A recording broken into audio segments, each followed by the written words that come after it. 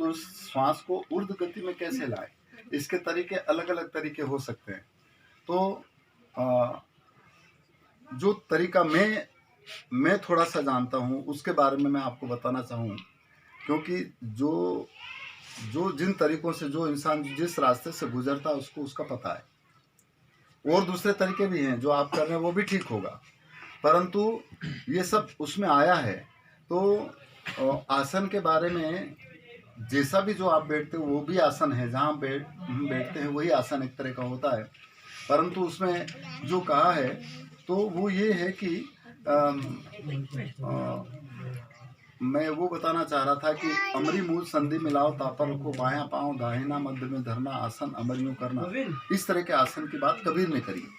और वो तरीका है, मैं आपको यहाँ बता देता हूँ थोड़ी देर। देखिए, हमारा पहला जो उल्टा पैर है वो हमारे गुदाद्वार पर होना चाहिए, और ये जो पैर है ये हमारे स्वादिष्टान चक्र पे होना चाहिए ऐसे। और इस तरह से जितनी देर आप बैठ सकें, तो बैठने की जरूरी नहीं है पर ऐसा बैठ सकते हैं। और उसके बाद में जब आप बैठें तो उसके बाद में आपकी श्वास की गति को आप यहाँ से नाभि से ऊपर धीरे धीरे खींचें ऐसे। जितना देर तक आप रोक सकें उतनी देर तक रोकें, और उसके बाद में फिर धीरे धीरे इसको छोड़ें। इसके लिए मुद्रा भी लगती है।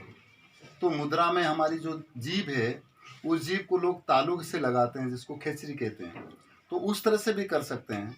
और जब इस तरह से जब आप सांस छोड़ेंगे तो आपको थोड़ी सी हम जैसी आवाज़ आएगी।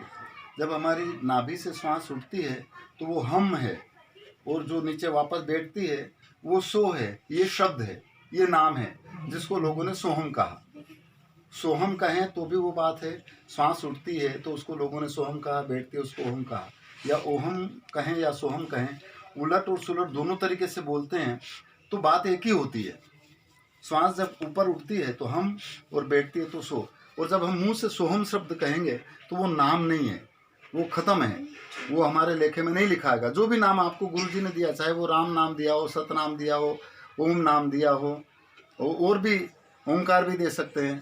ओंकार निश्चय भया सो करता मत जान, और सांसा शब्द कबीर का पर्दे में ही पहचान।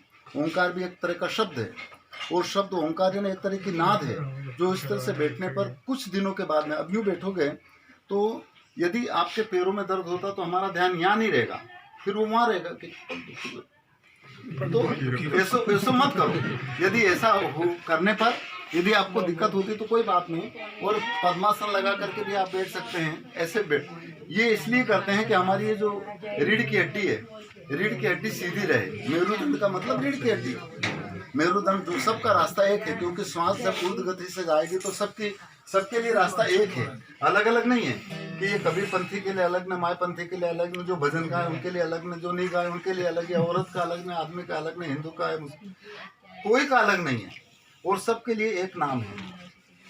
और जिन ये नाम के आधार पर या मजहबों के आधार पर या धर्मों के आधार पर लोगों के बीच में जो अंधविश्वास पैदा करते हैं, ये धोखा है। सबका मतलब पूरी कायनात का परमात्मा एक है, उसको चाहे अल्लाह कहो, चाहे राम कहो, चाहे रहीम कहो, चाहे देवी कहो, चाहे देवा, जो आपको अच्छा लगे वो कहो, परंतु है वो सुप्रीम पावर जो हम सबको चलाता है।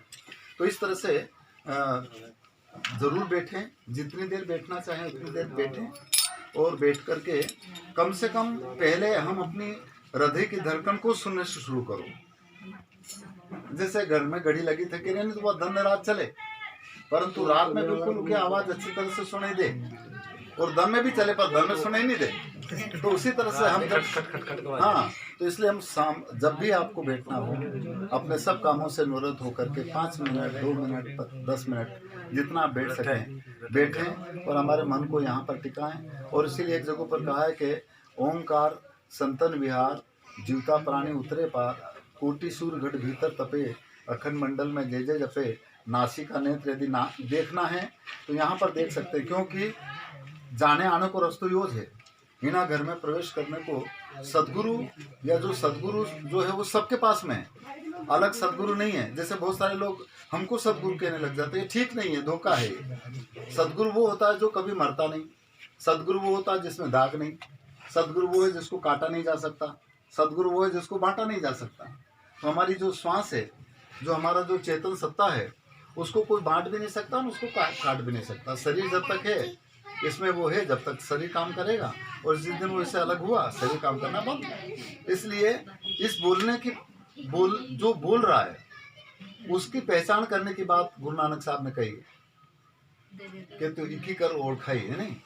इस पे बोलन हारा कौन है, बोलते को याद कर ले जिसका इलाही नूर है, और जिसने इस पिंड और प्राण को रचा सोई तो हाल हजूर है। गज राजा तो द्वारे धुलता वही राजा जहूर है, और उस मुर्शिद के शब्द तू चेता नहीं तो गाफिल क्रूर है। कहें कबीर घट चेत ले तेरे में तेरा नूर है। वो परमात्मा, वो सदगुरु, वो नाम, वो ईश्वर, वो अल्लाह, वो वाहिगुरु आप सबके पास में है।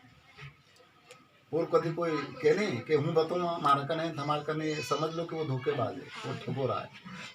इसलिए नाम आपके पास में है, तो श्वास की नाम है सोहम, तो इसको बोलने की जरूरत नहीं है। जब तक अपना मन यदि टिके तब तक बोला करो सोहम, नहीं तो फिर एक स्थिति ऐसी आएगी कि बिना बोले होगा, बोलने की जरूरत नहीं है। तो बोलने की जरूरत नहीं है, नाम प्रसाद ले लो।